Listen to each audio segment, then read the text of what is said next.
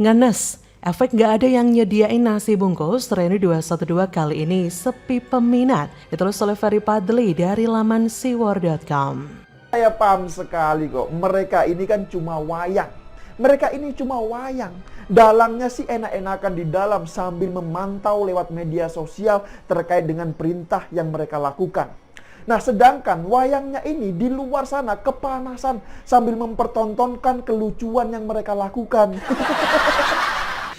Tapi ya susah sih. Kalau otak sudah bebal dan terus dibela hanya karena sesama agama, akhirnya akan muncul tikus-tikus baru yang terus menipu mereka sambil terus menyalahkan Yahudi atas semua kejahatan. Saya katakan ini lucu, dagelan yang perlu kita nikmati. Tidak perlu terlalu dalam kita nalar karena memang tidak ada pengaruh apa-apa, tapi ini menarik sekali. Ini kelompok PA212 sedang gamang mau menjilat ludah sendiri yang terlanjur masuk ke comberan, bau busuk. Pernyataan Ahok terkait surat Al-Maidah 51 pada 2016 silam ternyata meninggalkan residu. Di antaranya adalah sampai saat ini masih ada saja kelompok kadrun yang suka mikir terbalik atau yang dikenal dengan kelompok 212. Kelompok ini sejatinya orang-orang yang memakai topeng agama untuk kepentingan politik. Terbukti mereka menjadi tim ses Anies di Pilkada DKI 2017 dan menjadi tim ses Prabowo di Pilpres 2019. Dan Novel Bamukmin yang lebih terang-terangan lagi, ia mengaku siap jadi cawapres Anies. Doi pun mengklaim didukung oleh 130 juta rakyat Indonesia kalau dipilih jadi cawapres. Hitung-hitungannya jumlah peserta demo 212 ada 13 juta orang. Masing-masing peserta mengajak 9 orang untuk memilih Anies Novel, jadilah jumlahnya 130 juta. Mantap bukan? Kadrun mah bebas mau ngomong apa aja. Hahaha. Mungkin Wan Novel lupa kalau jumlah penduduk DKI hanya 10,56 juta jiwa. Jakarta sudah seberat itu. Bagaimana mungkin 13 juta orang bisa dikumpulkan semua di Monas? Paling banyak jumlah massa yang hadir di demo 212 dulu adalah 15.000 orang. Itu pun karena banyak logistik yang mengalir sehingga peserta semakin semangat untuk hadir. Jadi kalau mereka demo dibilang membela Islam atau membela ulama, bullshit banget deh. Mau bukti? Lihat saja tuh ketika Rizik dibui lantaran menyebarkan berita bohong terkait hasil tes swab. Berapa banyak yang ikutan demo membela dia? Cuma sedikit kan Ferguson? Cuma Laskar FPI doang. Padahal Rizik itu dijuluki sebagai Imam Jumbo umat Monaslimin 212. Pertanyaannya kenapa orang yang membela Bang Thoyib itu tidak sebanyak yang hadir di demo 212? Ya karena logistiknya nggak ada alias kering kerontang. No money, no aksi. Kura-kura begitu. Nah supaya kelompok 212 ini jasanya tetap dipakai orang, mereka mestilah tetap eksis dong. Untuk itu PA212 rutin menggelar reuni setiap tahun supaya selalu dapat panggung. Jadi agak unik ya memang reuni 212 ini. Sebagaimana kita ketahui jika reuni itu kan temu kangen. Setelah bertahun-tahun tidak berjumpa dengan para sahabat, bahkan berpuluh-puluh tahun mereka menggelar pertemuan lagi di suatu tempat. Saling berbagi pengalaman, saling bertanya berapa jumlah anak, saling berbagi nomor HP dan foto-foto. Sedangkan PA212 nyaris setiap hari bertemu di Petamburan dan sering demo bareng. Kok masih juga menggelar reuni? Setiap tahun pula, di mana letak temu kangennya Ferguson? Kemudian yang dibahas saat reuni bukanlah nostalgia masa lalu, tapi turunkan Jokowi, dukung Anies, tegakkan khilafah, dan lain-lain. Pertanyaannya ini mau reuni atau mau demo? Hanya saja patut disyukuri kalau dari tahun ke tahun peserta reuni 212 ini semakin berkurang atau semakin sedikit sehingga nggak terlalu bikin macet dan sumpah. Kalau dulu menjelang Pilpres 2019 beberapa politisi ikut memeriahkan reuni 212 mulai dari Prabowo, Anies, Zulkifli Hasan, HNW, Fadlizon, Aher, Mustafa Kamal PKS, Titik Soeharto, Edi Suparno, Amin Rais hingga Ahmad Dhani. Sekarang setelah Pilpres 2019 digelar, para politisi ini seperti tanpa bersalah meninggalkan mereka. Kelihatan banget kalau Prabowo DKK hanya mau suara PA212 saja. Ketika Rizik tersandung kasus pidana melanggar karantina kesehatan, gak ada satupun di antara politisi yang membesuknya di penjara. Memang betul kata Rhoma Irama dalam lagunya yang berjudul Sahabat. Banyak teman di meja makan, teman waktu kita jaya, tapi di pintu penjara, di sana teman tiada. Selain dari para politisi yang tidak hadir di reuni 212, peserta lain juga banyak yang absen. Dari sekian peserta demo 212 dulu, bisa jadi hanya 0,1%-nya saja yang mau ikutan reuni. Sisanya mah sibuk dengan urusan masing-masing. Pertanyaannya, kenapa orang sudah tidak mau ikut reuni 212 lagi? Padahal pandemi corona kan sudah berakhir. Sekarang Indonesia sudah memasuki fase endemi yang mana penerapan prokes tidak terlalu ketat lagi. Jawabannya ya pasti karena hadir di reuni itu unfaedah alias tidak ada manfaatnya sama sekali. Waktu, tenaga, dan uang habis, pulangnya nggak bawa apa-apa. Beda dengan dulu, pulang-pulang dari demo minimal bawa naspong. Syukur-syukur dapat amplop. Sekarang mah tidak ada bohir yang mau menyediakan konsumsi. Efeknya reuni 212 tahun ini benar-benar nyaris tanpa peserta. Daripada malu-maluin menggelar reuni di lapangan dengan peserta sedikit, lebih baik reuni digelar di ruang tertutup saja, yaitu di Masjid Atin, Jakarta Timur. Kura-kura begitu yang ada di benak panitia. Mereka pun beralasan kenapa menggelar reuni di masjid karena masih ada virus corona. Halah, asli alasan klasik. Padahal lantaran pesertanya dikit aja tuh.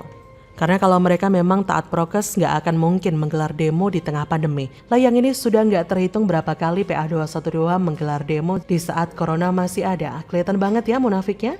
10 kata untuk PA212. Kalian itu sampah yang tidak berguna ketika pemilu masih lama. Hahaha. Jadi bagaimana menurut Anda?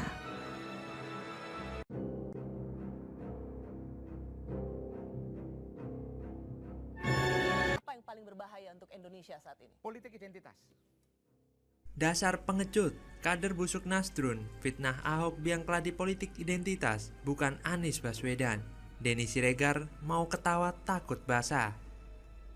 Ditulis oleh tim redaksi jurnal, dikutip dari berbagai sumber. Lahirnya pemilu Jakarta yang seperti ini, sebetulnya faktor utamanya bukan Anies loh, tapi Ahok. Orang Kristen, Cina mengutip ayat Al-Quran, berangkatnya dari situ. Yang menafsirkan ayat semaunya, di sini sebetulnya titik tolaknya. Apa nggak tahu ini dilupakan yang menjadi penyebab. Lalu kemudian ada reaksi.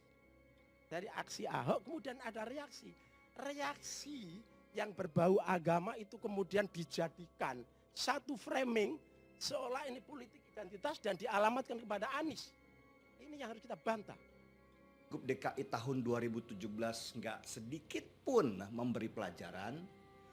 Dan seharusnya semua partai politik, semua ketua partai, semua calon pemimpin baik nasional maupun daerah sudah sama-sama kompak mengeluarkan statement bersama untuk menolak politik identitas. Karena politik identitas itu kejam dan merusak keutuhan bangsa. Biarkan hanya ada satu bapak politik identitas. Jangan ada dua, apalagi tiga. Banyak lagi bukti soal inkonsistensinya ucapan dan tindakan Anies. Dan ini bahaya. Jadi pemimpin pada level apapun bahaya. Teman saya bengong. Saya juga bengong. Kami semua bengong. Ketua DPP Partai Nasdem Effendi Choiri getol bela Anies soal adanya tudingan yang menyebutkan bahwa Anies Baswedan menggunakan politik identitas dalam kemenangannya di Pilkada DKI Jakarta. Pernyataan tersebut dia lontarkan sebagai jawaban dari pertanyaan Boni Hargens yang menuding Anies menggunakan politik identitas di Pilgub 2017. Menurut Choiri, adanya politik identitas saat itu bukan disebabkan oleh Anies, melainkan karena dipicu oleh pernyataan Basuki Cahayapurnama alias Ahok. Lahirnya pemilu Jakarta yang seperti itu sebetulnya faktor utamanya bukan Anies, tapi Ahok. Orang Kristen, Cina mengutip ayat Al-Quran, berangkatnya dari situ, yang menafsirkan ayat semaunya. Di sini sebetulnya titik tolaknya, kata Choiri, dalam acara Indonesia Lawyers Club yang ditayangkan melalui YouTube Kamis 17 November 2022. Dari apa yang dikatakan Ahok itu, kemudian memicu reaksi dari umat Islam yang merasa tersinggung atas ucapannya. Namun lawan politik Anies menuding bahwa saat itu reaksi yang timbul dari pernyataan Ahok dianggap sebagai politik identitas yang dialamatkan pada Anies. Choiri pun mengatakan bahwa Anies tak pernah melakukan politik identitas. Lantas ia pun menuding bahwa Ahok biang keladi dari politik identitas. Menurutnya, gerakan aksi massa yang menuntut Ahok diadili atas pernyataannya pada saat itu merupakan gerakan yang wajar, sebab itu bentuk protes dari masyarakat yang mayoritas beragama Islam. Kacau betul pemikiran kader Nasdem yang blow on ini. Sungguh mapet nalar mereka sampai memutarbalikan fakta demi membela capres idaman mereka. Entah apa yang telah merasuki nalar kader-kader Nasdem ini, akan tetapi cara mereka memframing Ahok sebagai dalang dari politik identitas justru semakin membuktikan bahwa Partai Nasdem sekarang memang diisi dengan gerombolan kadrun radikal. Yang tak habis pikir, dulu jelas-jelas Nasdem adalah partai nasionalis yang dipenuhi dengan kader berkualitas, sehingga dukungan mereka berkiblat pada rasionalitas dengan mendukung Ahok. Tapi lucunya, kenapa sekarang malah banting setir mendukung bapak politik identitas? Inilah yang menjadi alasan kuat mengapa Partai Nasdem yang sekarang lebih layak disebut sebagai partai kadrun ketimbang partai nasionalis. Bahkan pegiat media sosial Denny Siregar pun ikut angkat bicara perihal langkah blunder kader Partai Nasdem tersebut. Dalam unggahan Twitternya pun, Denny merasa geli sampai tertawa terpingkal-pingkal dengan tindakan konyol Gus Coy tersebut. Pasalnya, apa yang dilakukan kader Partai Nasdem ini benar-benar keterlaluan.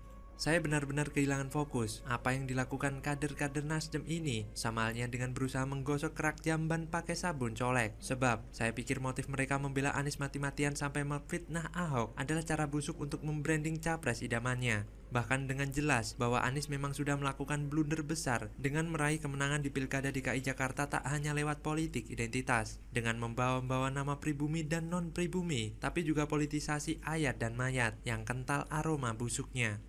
Dan jika Gus Coy itu malah menuduh Ahok yang lebih tepat mendapat gelar bapak politik identitas, bagian mananya dari perkataan Ahok yang mengarah ke sana? Padahal selama ini jalan politik Anies memang lekat dengan politik identitas. Entah caranya mencari dukungan dari ormas radikal maupun pencitraan ke gereja dan tempat ibadah lain. Makanya, saya nggak bisa menahan tawa, meski agak geram juga ketika si kader bobrok Nasdem tadi berkata Anies tidak melakukan politik identitas, tapi malah memframing Ahok sebagai bapak politik identitas. Apalagi dengan pongahnya dia menuduh bahwa Ahoker yang terus-menerus mempolitisasi mayat, tapi dengan liciknya malah menuduh orang lain. Apakah ente sehat Gus Coy? Apakah sejak 2016 akhir sampai sekarang Anda di goa sehingga tidak bisa membaca berita? Saya merasa ada upaya cuci tangan dan bersih-bersih noda dari para pembela Anies lewat kata-kata tadi. Pembelaan serupa rasanya masih akan terlihat semakin masif dilakukan setidaknya sampai 2024 nanti ketika bapak politik identitas itu maju sebagai capres.